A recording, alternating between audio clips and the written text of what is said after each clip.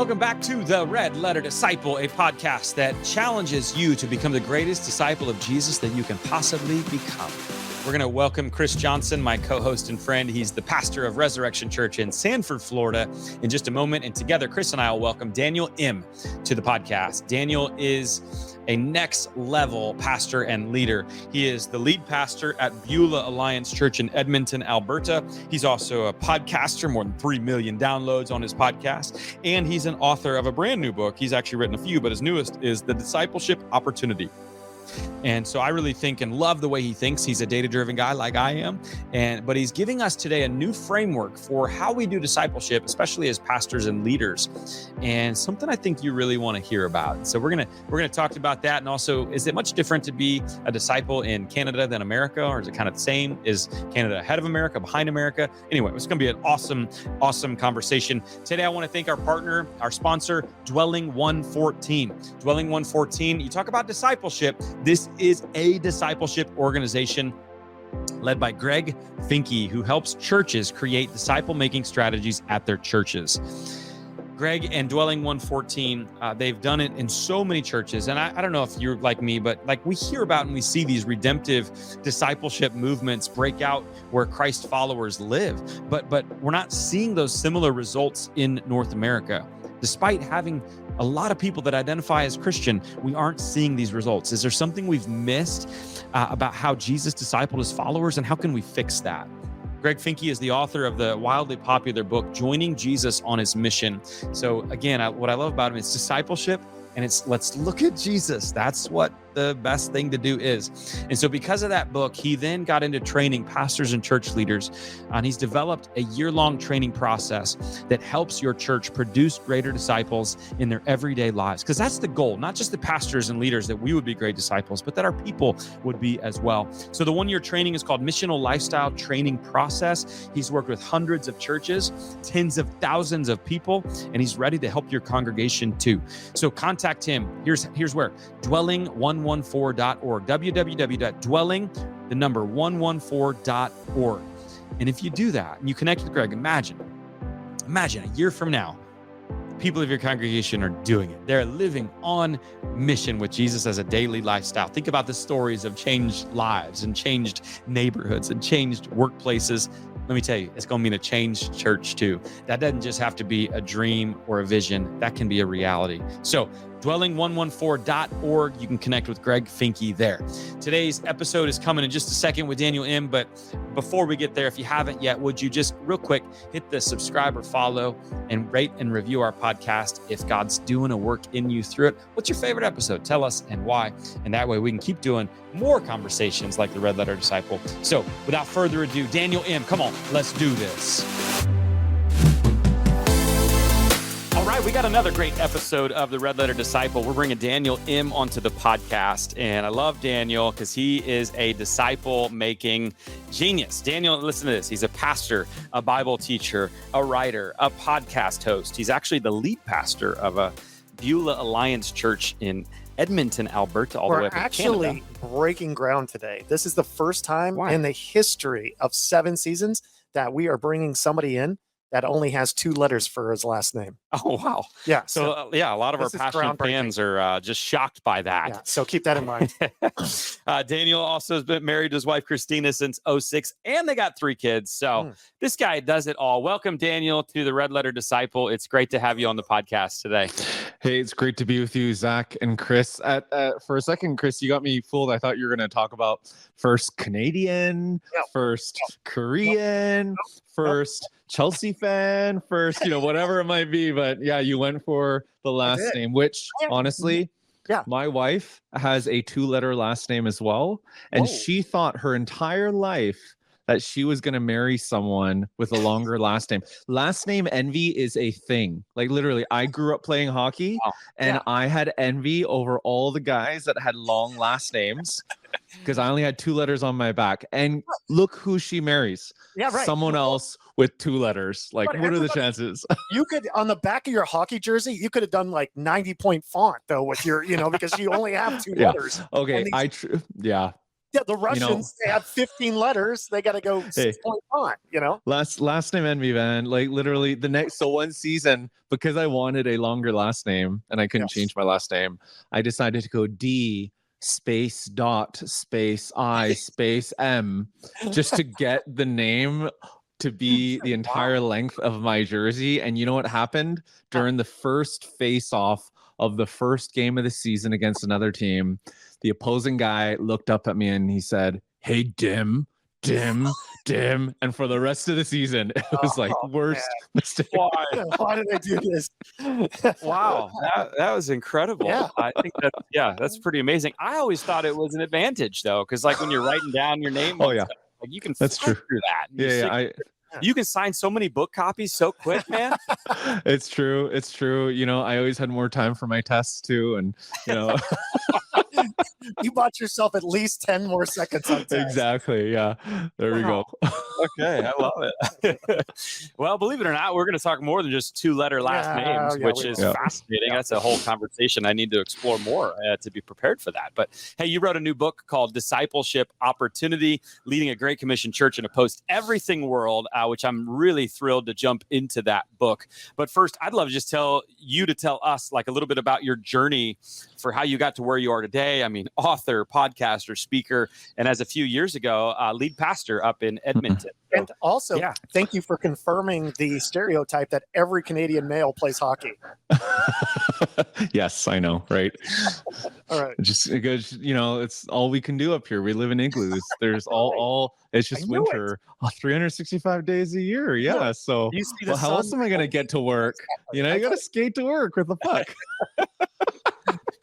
Okay, no, not really. But in Edmonton, it is winter 5 months out of the year. So yeah, it is. But we don't live in igloos. Okay, so a bit about me. Born and raised in Vancouver. So I'm Canadian through and through. My parents immigrated from Korea in the 70s.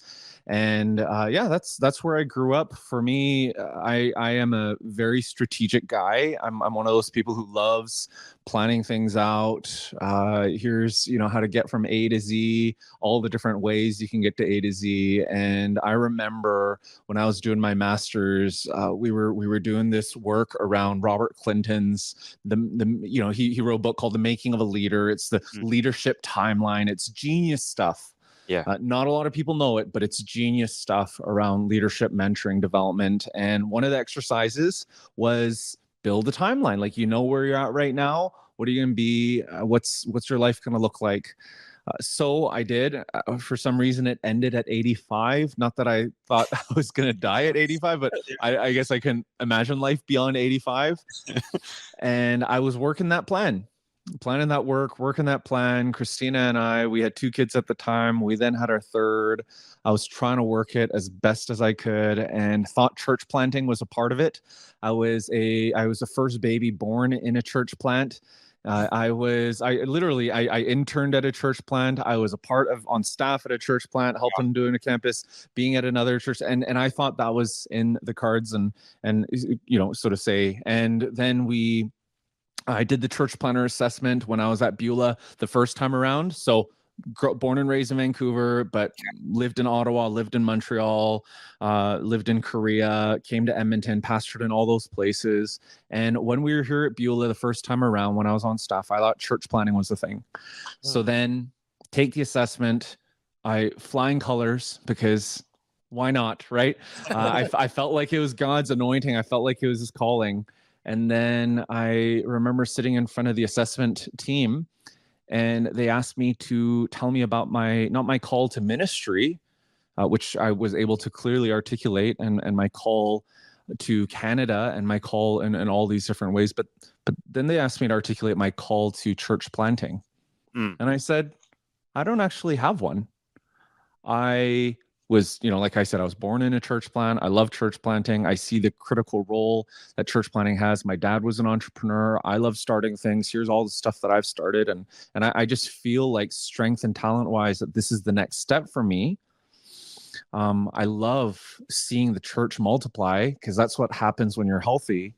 But yeah, I've never felt like God has called me specifically to that as the church planter. And then they said, okay, well, if you get that, we'll send you out. But until then, we're not going to send you out. Oh, wow. And that was a critical turning point where everything that I'd been working up to, right? It's just like, what am I going to do now? And began surrendering, began letting go. A lot of other things happened. And in the end, Christina and I threw out this plan. God opened up the door for us to move to Nashville, to work with Lifeway, to work with Ed Stetzer, Eric Geiger, Todd Adkins, to figure out how they were going to begin resourcing church planting. That began opening up doors to writing, co-writing the second edition of Planting Missional Churches with Ed Stetzer, No Silver Bullets, You Are What You Do. This last book opened up all these doors where literally I gave it all to Jesus, and I was like, Jesus, I mean, and you know what? Yeah, I'm serving as a lead pastor right now, but I never thought I'd ever be a lead pastor. It's not something that I'd ever aspired to do. I always wanted to write, but I didn't think I'd ever get the opportunity to. There are all these things that I had my life planned till I was 85. Yeah. Wow. And I threw it away. Well, you know, you threw that plan away? I was going to say, I threw it away. Yeah. After you're 85, some people think you could become president of the United States too. So. Oh, nice. You went there, Chris. Wow, you are not holding back today. Just imagine. You're a little fired. It's the red jacket. It's the red jacket. I imagine a scenario where like David's in there and he's like, you know, I don't really feel the calling right now. And they're like, well, maybe when you get that, come back. And like he goes down, grabs a sandwich, and like, you won't believe what happened. Yeah. All of a sudden, I feel called to be a church after like something yeah. Montreal smoked meat. Yeah. So all that to say is everything that I've been able to do since then, all the doors that God has opened up, all the ways that he has moved in my life to what I get to do and how I get to serve him in this way, it wasn't what I planned. Yeah. It wasn't a part of the 85-year plan. It wasn't part of any of that. It was me surrendering my plans and saying, okay, God, I trust you. Yeah. And he began taking me down a journey and a road that I never thought I'd be on. So yeah, I love serving Jesus, and I love that I get to do it in the way that I do right now. Yeah. And obviously I think we get a lot of people that, and that talk about just surrender, and God, wherever you want to lead me, I'll go. Yeah. And I think when you live that out, it just really does take you down interesting paths that like, oh man, I never would have picked that or even seen that for myself. And yet there was a door open and maybe a little bit of enough of the courage of the Holy Spirit to help me walk through that. And it's opened up that door and that door and that door. And then all of a sudden you end up with 17 titles after your name to describe who you are. Yeah. So, yeah. And you know what? Part of it was my marriage almost ended too. It was our 7th year of marriage. And they say the first year and the 7th year are often the hardest. I've heard that multiple times. Yeah. And it was the 7th year of marriage. And I was convinced, this was another piece of it. It was after all this happened.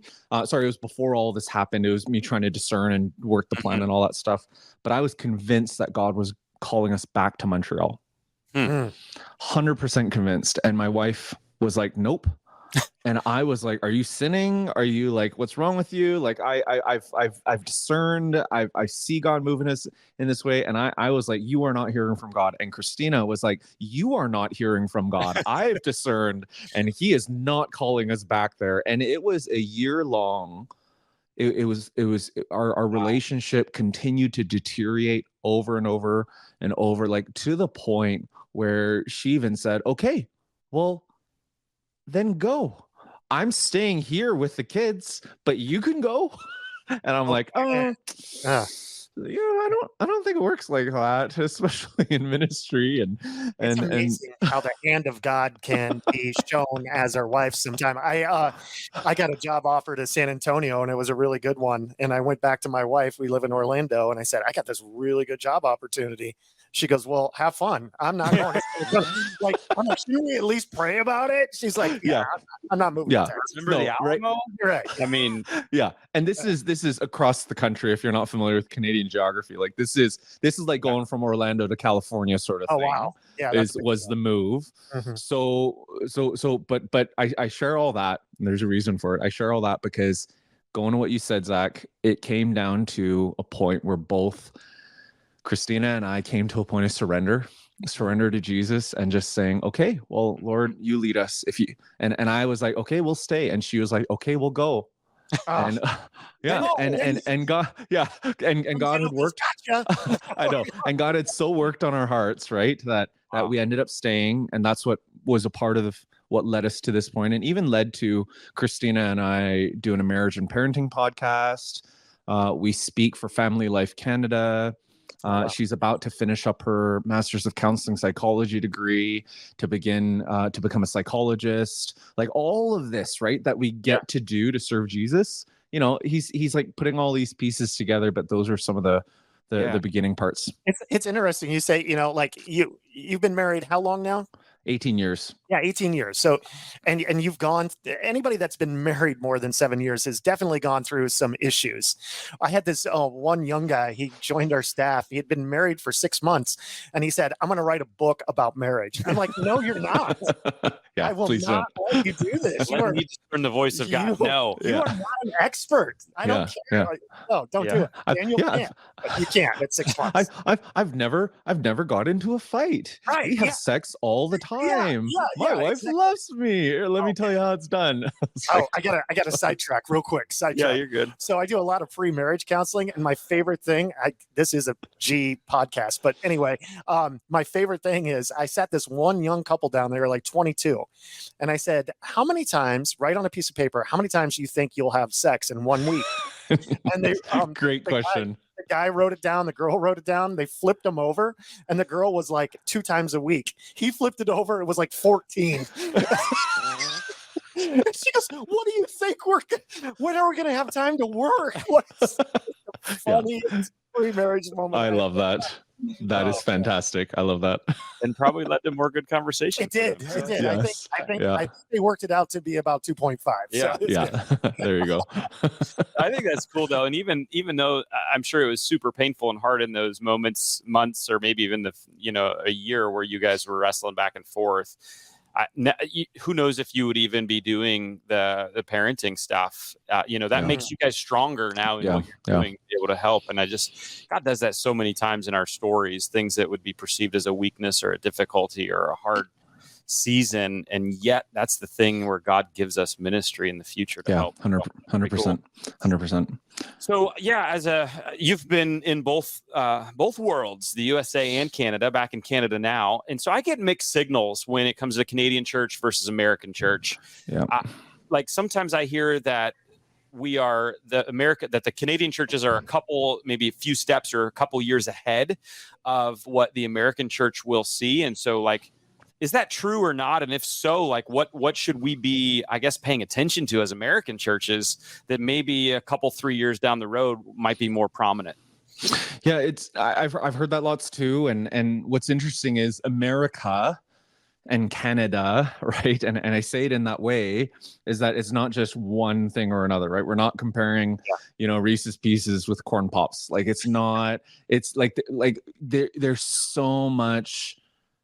There's so much diversity and differences between Orlando and Massachusetts. Yeah. Right. Between Washington State and Washington, D.C. Right. It's so different in that way. And you see the same thing in Canada. One thing that is true, though, of Canada is it's a lot more progressive. The separation of church and state is a lot more pronounced. It's a lot more, right. So even just that phrase, a lot more, there's just a lot more of all this stuff, right? When it comes to abortion, right? There's this sense where, you could get an abortion up to the 3rd trimester. When it comes to MAID, right? Medical assistance in dying, you can it's become so much easier to have that. Like there's all of these, so social morals, all of these pieces. Yeah, it's a lot more, right? It's further down the road in that way. So as a result, when you think about the idea of is Canada more post-Christian than the States? Yes, it is. Because no political party is lobbying any sort of Christian group or wanting to lobby. They're not on the radar at all. Like, it's just like, what? No, that's not a thing. We're just going to go after the population. So when we think about from that perspective, the church knows in Canada, the church knows that we are in the margins. that Christians are in the margin, that there's still segments of the US and Christendom in the US that believe that they are right in the center, that Christianity isn't Babylon, that we're not living in Babylon, but we're living in Jerusalem, right? There's a sense where, hey, Christianity is the seat of power, and there's lots that are lobbying for that. In Canada, the church knows, we're in Babylon, like we're in exile, we're on the margins. And when you think and look at church history, the church actually exploded when the church was in and on the margin. So a big difference is we're not fighting for political power. We're not fighting for social power. What we're fighting for is, you know what? Let's shine the light and love of Jesus. Let's show people. I love how Leslie Newbegin puts it. The church is called to be a sign, instrument, and a foretaste of the kingdom of God. Let's do that. Yeah. Let's do that from the margins. So that would be a big difference. No, it's good. And I think one of the things as Americans we don't like hearing is that we're behind in anything. So we don't want to be 2 to 3 years behind what happens up there. Yeah. But Hey, I'll take being behind on this one. I know on this, I was like, well, maybe we will. I'll take this. But I think, just obviously we're already feeling some of the things you were talking about, and that's not brand new, but I do think that we're a little late to the game sometimes in approaching these topics and issues, and the big things that, maybe the conversations we want to avoid are going to be harder and harder to avoid as we're moving forward. So, So one of the things I love about you, and we'll start diving into a little bit of your work, is I love looking at, and I know you did part of this at Lifeway too, looking at data and to form, these questions that can lead us to exploring what this means. This guy's a data guy. Nice. We're gonna look at it's a love language. Yeah, it is. It is. So we're going to look at some new data, and some of that even informed your new book, Discipleship Opportunity. But first, I want to kind of look back. I think you do that well as kind of the last 70 years, beginning of the church growth movement. And you talk about how have some assumptions about church and growth that has actually led a lot of us ministers or pastors to shame. And so talk about those a little bit.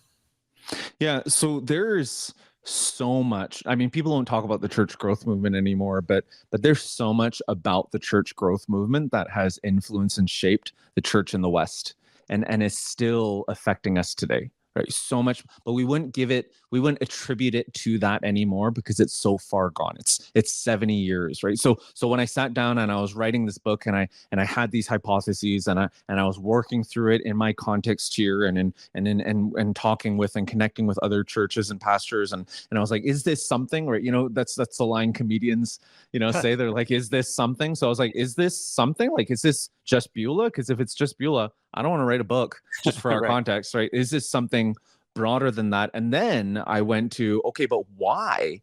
And what is it that's different? And what is it that's shaping? And when I went back as far as I could to the primary sources, so these aren't books written about the church growth movement. These were the ones in the 50s and in the 60s and 70s that were written. And I started reading them and processing them and trying to figure out, like, what is it that they were speaking to? What were they solving? What were they advocating for? And how much of this is still in the air that we breathe today?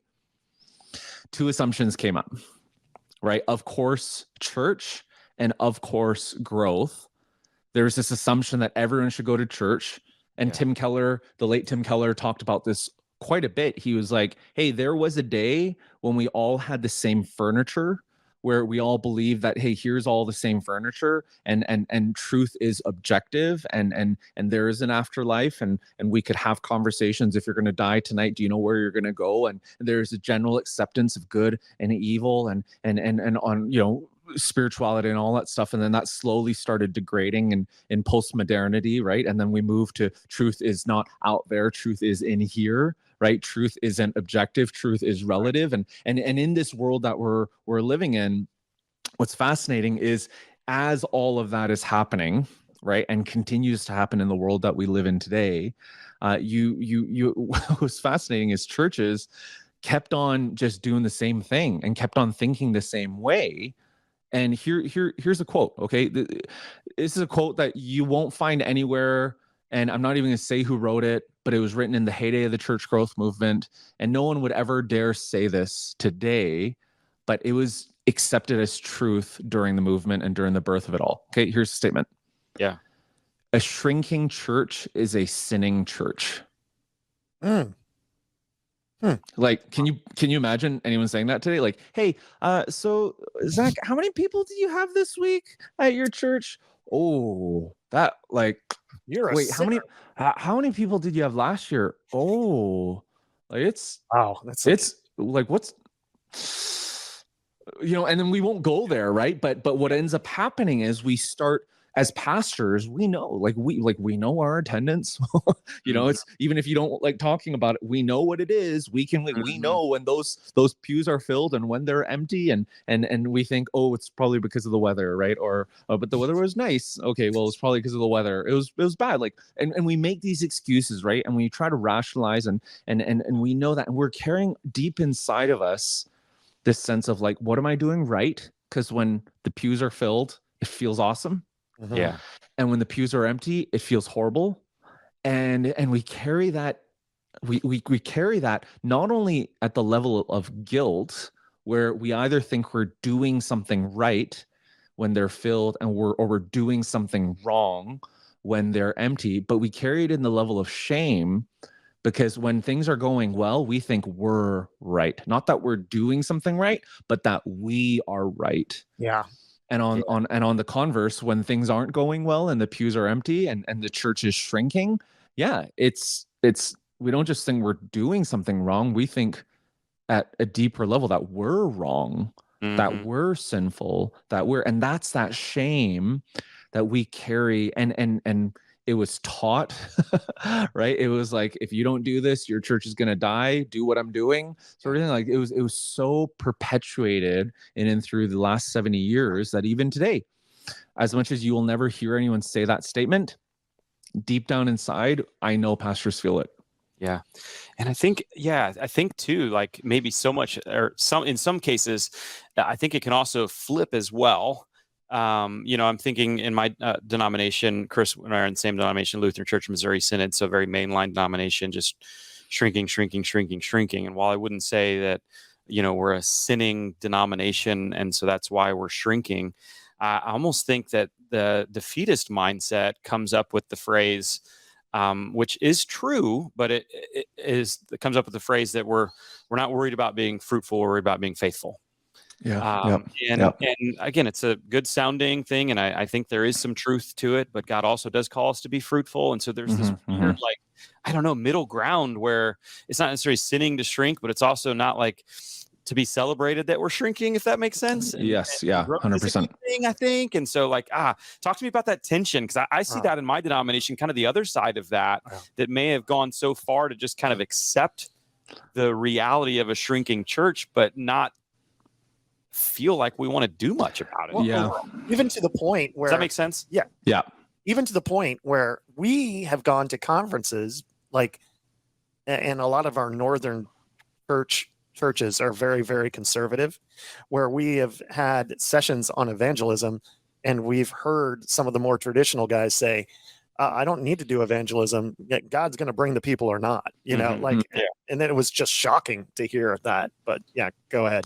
Yeah. It's this whole piece where so my dad owned a billiard hall. So immigrant, did grocery stores, billiard, like lots of different businesses, entrepreneur.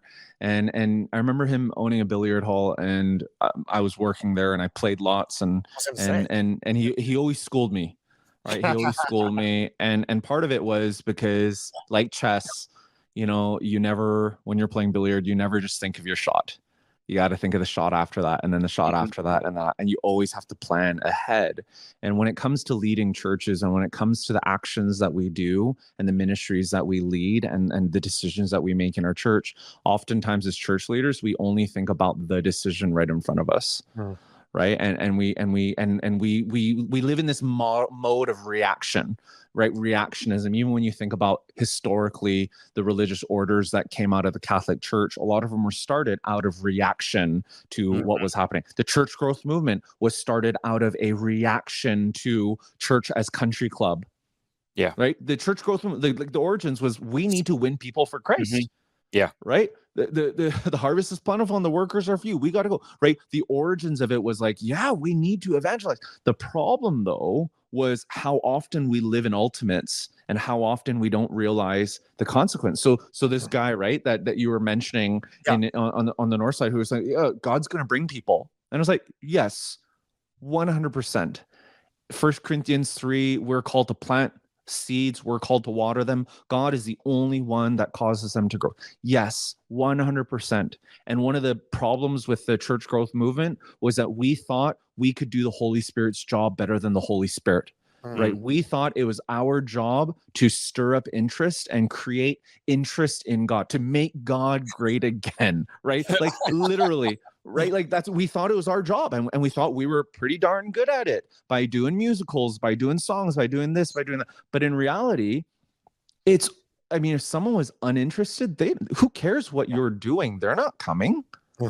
Right. And even more so today, when the church isn't at the center of power, and the church isn't a place where you necessarily meet people, and the church isn't a place where that's where you get business and all this stuff, the cultural epicenter of it. And you want to watch something interesting or find knowledge, you don't go to church anymore. You go and you watch TED Talks, right? You go on YouTube or whatnot. So when you think about it from that perspective, yes, there is a sense of, okay, well, if that's the case, then God, there's this defeatist, fatalistic mindset of, okay, God's the one that's going to bring people. God's the one that changes hearts. And you're right.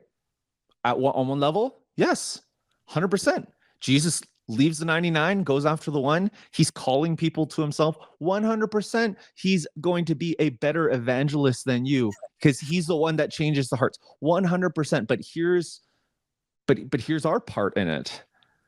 But he's calling us to love our neighbors, which means we need to know our neighbors, which means we need to know their names and not just the car they drive, right? Which means we need to be in relationship with them, which means that perhaps because we're all filled with the Holy Spirit, we don't all have individual Holy Spirits, right? There's one Holy Spirit. Perhaps you live beside your neighbor who doesn't know Jesus because he wants to use you, right? He wants to use you because the Spirit of God is living in you to share about him, right, with their neighbor. And perhaps it's through that. Yes, God's the one that's going to change their heart. But man, the part that the disciples in your church need to play, well, you got to actually you actually got to reflect Christ. Right? You actually got to build those relationships. And that's the second shot sort of thing, right? That's the third shot sort of thing in billiard. That's the third move that we often forget. And we just think, no, it's black and white. God's going to change hearts. So I'm just going to go to my potluck at my church and it's going to be good. Right. And that's not how it works. Yeah. Potlucks aren't that great anymore. Whoa. What about the Jello, right? That marshmallow and Jello. Yeah, and as pastors, we got to serve, and so we always have to go last and all the good stuff if there was. But hopefully there's fried chicken. Yeah, exactly. And if I see you at exponential green room in the back, I'm going to avoid playing billiards with you because I don't want to get my butt kicked. Yeah. On a different level. But hey, at least I don't bet though. If I bet, I might be a rich man, but I don't bet. So maybe you should. But anyway, let's talk. No, you got this new book, Discipleship Opportunity. First, I love the word opportunity in there because that's what I always love to talk about, that discipleship is an opportunity. It's the greatest single opportunity of any of our lifetimes. And I think sometimes pastors are kind of the worst at and it feels like I'm knocking on pastor a lot. I don't mean to in this episode, but it feels like sometimes we're the worst at following Jesus can be such a burden and we're carrying all these things. And it's not always easy and it is hard at times, but at the end of the day, it is still the greatest opportunity of our lifetime. So I want to get into the research though, and I want to jump right into, because you kind of give us a new way to look at how to do discipleship with kind of you've got a matrix of four things. And I want you to tell our people about that. Because when I first heard it, I was like, man, this is really good. Oh, thank you. Yeah. So one of the positives, and like I said, I'm not throwing the church growth movement completely out. There's a lot of good that came and a lot of disciples that were made and a lot of transformation that happened as a result of that. And I mean, I graduated from Fuller, which is the epicenter of the church growth movement stuff. So, but one of the tools that still is broadly talked about today, which is a church growth thing, but it's not attributed to it, is the Engel scale. And it's the Engel scale, where you see this linear scale from left to right, where someone's far from God, not a Christian, and here's the movements that happen in their heart and their life to the point where they get to conversion and new birth in Christ. Old is gone, new has come, and then there's discipleship toward Jesus, right? So broadly speaking, if you think on the left there's non-Christians and on the right there's Christians, what has happened is we've either had our churches, broadly speaking, generalization, there are churches who focus on the right, focus on the discipleship side, like that's what we're going to be about, sometimes at an expense of not evangelizing and not emphasizing evangelism. And then there's, on the other side, those who are so focused on non-Christians and evangelism that they don't always have time to get to the discipleship side of things, right? So broadly speaking, if those were two different strategies in and through the church over the last several decades, what I began noticing, and this was not a pandemic thing, I noticed it pre-pandemic, but it definitely accelerated through it, was that there is a clear, the people in our churches and our communities weren't simply non-Christian or Christian, but there were those who are uninterested and interested, right? There were the uninterested Christians, and then there were the interested Christians, and then there were the uninterested non-Christians and the interested non-Christians, and they began really through the pandemic rearing their head. Here's a quick example. You saw a big delineation between interested and uninterested Christians once we started streaming our services, and you were able to identify who the uninterested Christians were, and I call them consumers in the book because they're very consumeristic. You could identify who they were because they were the last to come back. Right, to in person, and here's the verb they used to describe their relationship with Jesus, and it's a verb that is never mentioned in the scriptures as it relates to discipleship to Jesus. Watch. Oh, I watch you. I mean, I watch you, but I also watch this church, and I watch that church, and I watch this church, and serving. No. But I'll give financially. Right? They'll give financially because of the tax benefits, but serving their time, no. We all became so much more time possessive through the pandemic, and that's why serving is quite down in many churches. So you actually saw that happen, right? And what ended up happening was, it was like, wait, are you interested in following Jesus? Because Jesus never said come and watch. He said come and follow me. He said come and die, not come and sit on your couch, right? And you know what I'm talking about? Like, and that's what ended up happening. And there's this distinction that ended up happening when, before the pandemic, it was the consumers just sent you angry emails, but now they send you angry emails and don't show up anymore, right? Right. And then you saw it on the other side too, where on the non-Christian side of things, maybe before the pandemic, it was like, you came Christmas Eve, Easter, come to meet someone or to look for someone as a non-Christian, or, there's all that stuff that would happen. And now it's like, well, why would I go now? I don't want to go. And you look at the church and politics and culture and all of that stuff. It's like, no, why would I go there? But then it wasn't that all the non-Christians left. I found that because the Holy Spirit always was better at stirring up people's hearts than any of us ever could be, I saw an increasing number of non-Christians start coming. But it wasn't just that they started coming, but they were seeking, right? The uninterested non-Christians I call sleepers, the interested non-Christians I call seekers. And people began to be spiritually, they started waking up spiritually, and they started seeking. And we see in the research, and Barna is leading the way right now in all this, but other companies are doing this too, where Gen Z and Gen Alpha, they're saying are some of the most spiritually open. It's one of the most spiritually open generations we've seen. Unlike what Peter Berger, this famous sociologist in the 70s and all that stuff, predicted, that religion would die out and atheism would be on the rise and all this stuff. It's not happening, right? Millennials and Gen Xers are the ones that are deconstructing. But Gen Z and Gen Alpha, they're not deconstructing. They are seeking truth. And they're like, Christianity is one of the options.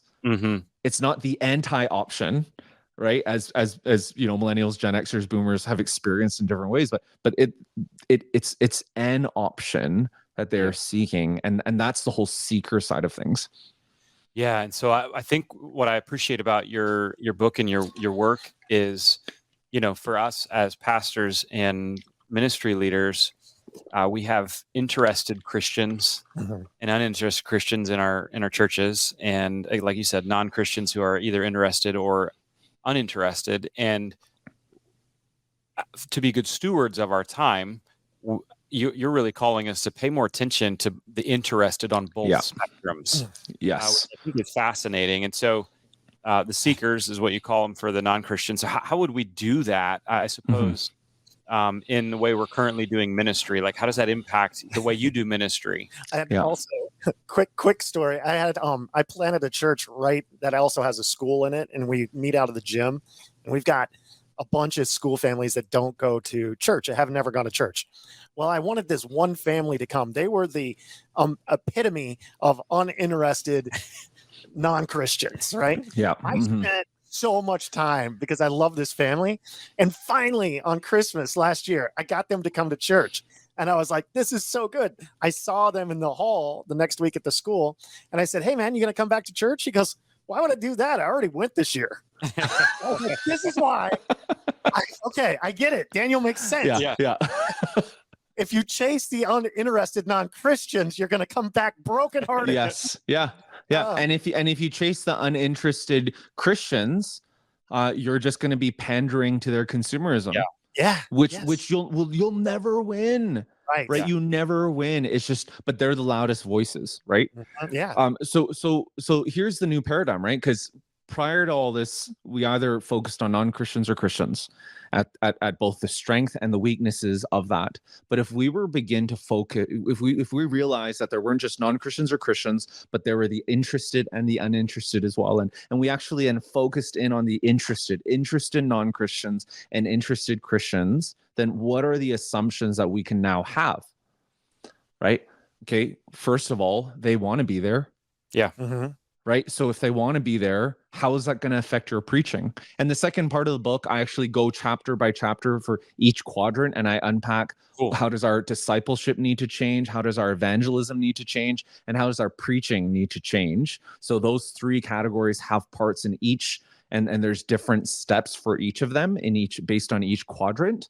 But if we were to look at the interested and focus on the interested, how would that affect your preaching? Well, this isn't an excuse to be bad at preaching now because people want to. That's not what that is. We still need to be. We need to have a sharpened craft when it comes to preaching. We need to learn how to create tension. We need to learn how to resolve the aches that we are feeling in our souls and our bodies and our minds, and how Jesus is the answer really to everything. And we need to be able to resolve that through the scriptures. And so this isn't an excuse to be boring, right?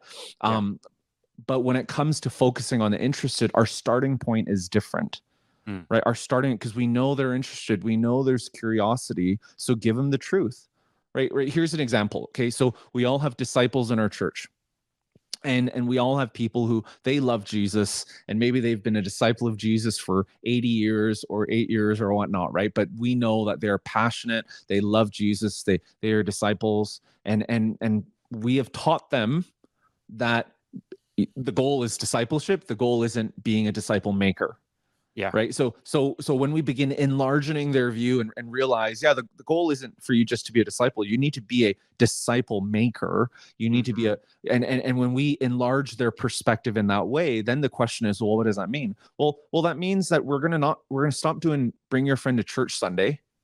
Okay. Like, let's just stop doing that. Because it doesn't work anyway. and those who are coming, they're interested, right? They're coming because they're interested, or they're coming because they're your friends. Yeah. And research shows that non-Christians will have spiritual conversations with Christian friends, not just Christians, but Christian friends, not because you're Christian, but because you're their friend.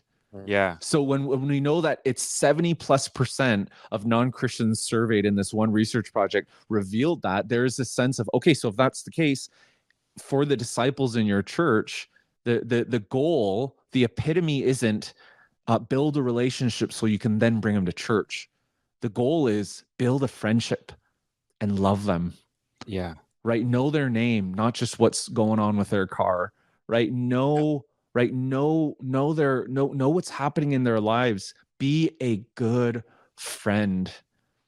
And what's going to happen is, and it's not the whole like we're going to show the gospel instead of share the gospel verbally. No, this isn't what that is. Like we need to equip our people to know how to share the gospel, right, in word and in deed. But if we love our neighbors and we are building friendships with them and investing into them, which doesn't happen over a week, it happens over a decade, right? It happens over long haul. And as we begin doing that, then yeah, the Spirit's moving. The Spirit's gonna, and Jesus, we know, is calling them to Himself, and you're gonna be there. And if you're not the only Christian they know, because evangelism needs to go from me to you to us to you, and they only know Daniel, but they know Zach, who's a Christian, and they know Chris, who's a Christian, and they know this person who's a Christian, and they're like, oh, wait a second, like it's not just Daniel that's nice. It's not just Daniel that seems to have things, his life. It seems like it should be falling apart, but it's not. Like, why? And it's not just Daniel, but it's also true for Zach. It's also true for Chris. It's also true for Teresa. It's also true. Then it's like, oh, maybe there's something to Christianity. Maybe there's something to Jesus. And that's some of the shifts, the long-term shifts that begin happening. Yeah. And obviously, being a disciple of Jesus, but especially being one in ministry as a pastor or leader, we have to go where God calls us and lean in to the promptings of the Holy Spirit. But I think pretty naturally, it's easy to spend a good majority of our time, I think, as ministry leaders with uninterested Christians. Yeah. And there's more and more of those today. I would say that's of the four. Let me ask you. I would think it would be, and maybe you know that maybe numbers, maybe we don't have numbers, but is of the four, is there a higher percentage to be uninterested Christians, or do you have any numbers on those four? Yeah, I feel like that would be one of those things, and I have an audit in the book where to have that conversation in your context and to compare that with others in your tribe, but also those outside your denominational tribe and affiliation and theological bent, and then to talk with other churches in your city. That would be, I would say, be very contextual, because of what's going on. Like, for example, Chicagoland, right? Like, let's just or talk Seattle from what happened, 5-10 years ago. But you just think Chicagoland with Willow, with Harvest, with all these, like, it's going to be different, right? It's going to be different versus, let's say, Nashville,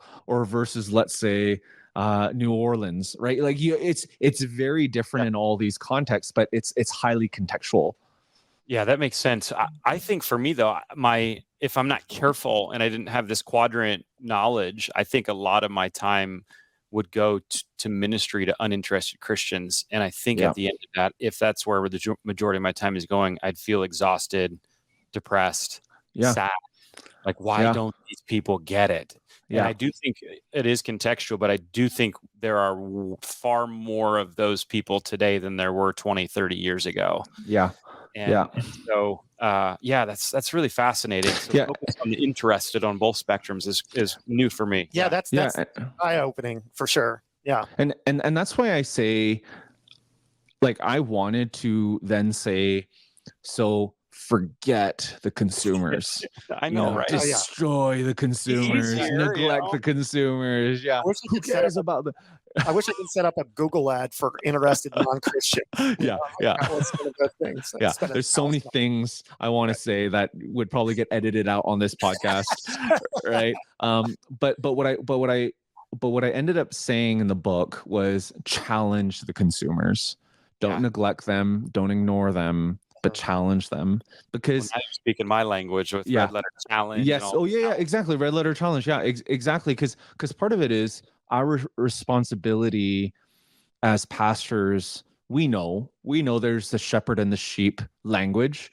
And we know that there is a sense where we are shepherds of a flock. We're under shepherds, under the chief shepherd Jesus, but we are under shepherds, and there is a part of our role where we are called to feed the sheep, and the consumers want that, and we know that it's part of our responsibility. But here's how John Stott put it, and I love the way that he writes and speaks and all that stuff, but or spoke, I guess, because he's passed. But one of the things he said was, when you think about the task of a shepherd, the shepherd, yes, they're called to feed their sheep, but the only sheep they hand feed are the sick ones and the baby ones. The shepherd's actually just supposed to call and bring the sheep to pastures where they can graze and feed themselves.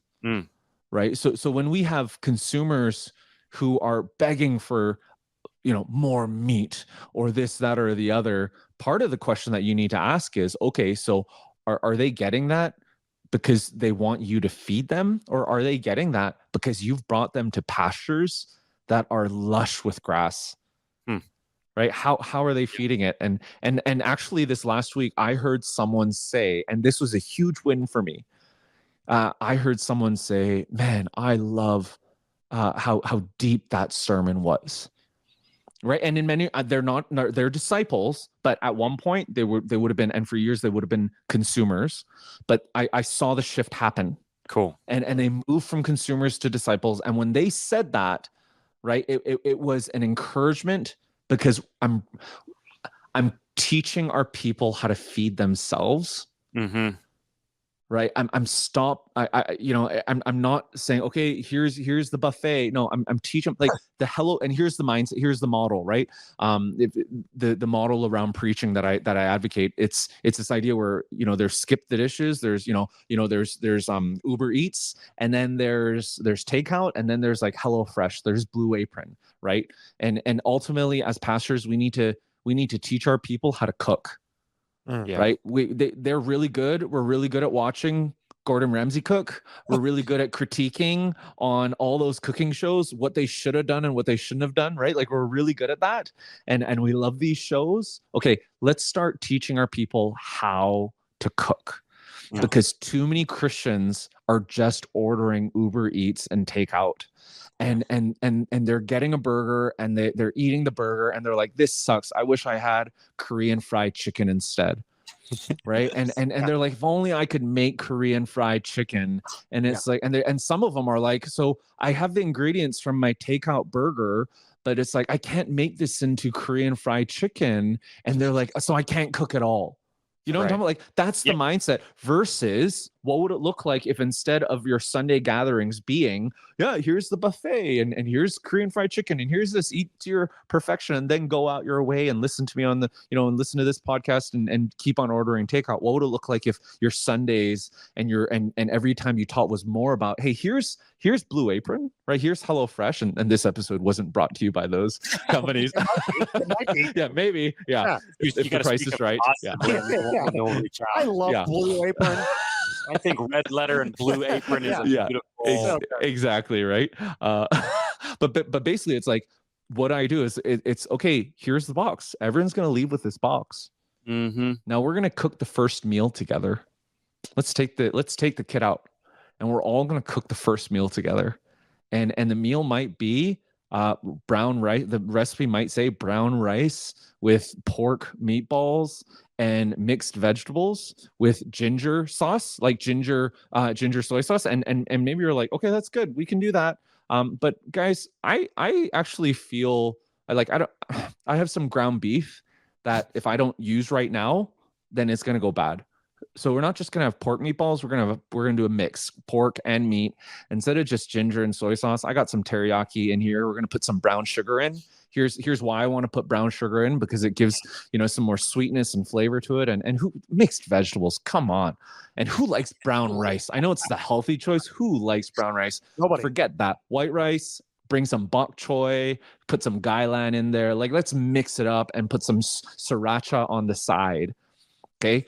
I didn't turn a burger into Korean fried chicken. I made a slight modification, but it was a modification that anyone could do. And as we begin teaching and cooking and teaching our people how to teach, the end is then saying, okay, now you don't have a box anymore. You teach someone else how to cook. Mm-hmm. Right. And that's what we're striving to do in our preaching, our discipleship, and our evangelism. And then invite your pastor over when you cook one of your really good meals. Exactly. Taste the fruit of his work. No, I think that's a really cool analogy, and I love that you put that together, and I love your work, man. So yeah, if you're listening out there, he really does. He goes into a little bit of the numbers and of what this data looks like and means for us, and gets practical with what does it look like to be a pastor, church leader, with discipleship, with our evangelism, especially with our preaching. Like, how do we do this to effectively to reach the interested people? And so, discipleship opportunity. Where can people find that book? Is it everywhere books are sold? I know I got mine on my Kindle, but it is everywhere books are sold. If you go to my website, daniellim.com / the discipleship opportunity, then there's also an order offer where every week I'm answering questions that people that readers submit about discipleship, evangelism, or preaching. So you still buy the book wherever you want to buy the book, but if you go to my website, you can actually enter your question in, and it's kind of my weekly. I'm not doing the New Churches podcast anymore, but it's kind of my weekly. Hey, let's get into it again. So. That's awesome. I might put whatever ingredients I have left in the fridge and have you write up a recipe for me. Hey, that'd be fun. Awesome, man. Hey, Daniel, we always close the podcast asking our guests this question. If you could challenge our listeners practically to do one thing this week to be a greater disciple, what challenge would you issue? Yeah. Here I am, Lord. Pray Ananias' prayer in Acts chapter 9. Here I am, Lord. And in Acts chapter 9, there are three people, Saul, Jesus, and Ananias. When Jesus shoulder tapped Saul, or appeared to him in a light, and he fell off his horse, all that stuff. But when he shoulder tapped Saul said, "Who are you, Lord?" Yeah, he was a seeker, but he wasn't a seeker of Jesus. But he was seeking God. He was wanting to do the will of God. He didn't say. But he said, he didn't say, "Who are you, sir?" Yeah. And he didn't say, "Get behind me, Satan." He said, "Who are you, Lord?" Right? He couldn't quite put his finger on the voice. And then Jesus shoulder taps Ananias, and he said, "Here I am, Lord." And with that posture of saying, "Here I am, Lord," look at what he got to do. He got to welcome Saul into the fold. He was the first Christian brother to welcome him in. He was able to baptize him. And you know what's beautiful? We never read about Ananias again. Yeah. Later on in Acts, Saul recounts what happened and mentions Ananias' name and gives us a few more details, but we have no idea. The only thing we know about Ananias is that he's a disciple of Jesus who lived in Damascus and who didn't flee when persecution came. Wow. And when Jesus shoulder tapped him, he said, "Here I am, Lord." So imagine, right? If every single one of us learned how to say, "Here I am, Lord." Yeah. Jesus is going to challenge us to do things that we may not want to do. And we saw with Ananias. Ananias was like, "Are you sure? Like, you know who this guy is?" That's exactly what I was going to say. If I'm Ananias, I'm like, "Yeah, man, this guy's like throwing people in prison, killing people. I'm out." Somebody else, pal. I'd maybe check my wife's discernment on that. Yes. Yeah. Good. Oh, that's awesome. Way to bring it around. All back right there. Yeah. I love that. Yeah. But he ended up saying, "Here I am, Lord." So that's my hope, right? That's my hope for everyone at Beulah. That's my hope for all disciples around the world, that we would just learn how to live a simple, "Here I am, Lord" sort of lifestyle, be forgotten, and be good with that. That's good. That's beautiful. Good stuff. All right, listeners, if you take that challenge on, you saying, "Here I am, Lord," and you get that shoulder tap. By the way, I bet he's shoulder tapping a lot more of us if we're ready and open to receive that. Let us know. We want to chat. Cheerlead. We want to be your fans. We want to support you in that. So #RedLetterDisciple or email us hello@redletterchallenge.com. All right, Dana, you mentioned where they can find the book. Is that the same place to find you if people want to connect with you? Where can they get you? Yeah, daniellim.com is my site. All my links to social are on there. And yeah, it'd be great to connect. Cool, bro. Well, thanks so much for being on the Red Letter Disciple and for all the work you're doing in the space. Awesome. It's making a difference not only locally, but internationally too. So I appreciate you, bro. Thank you. It was an honor to be on with y'all.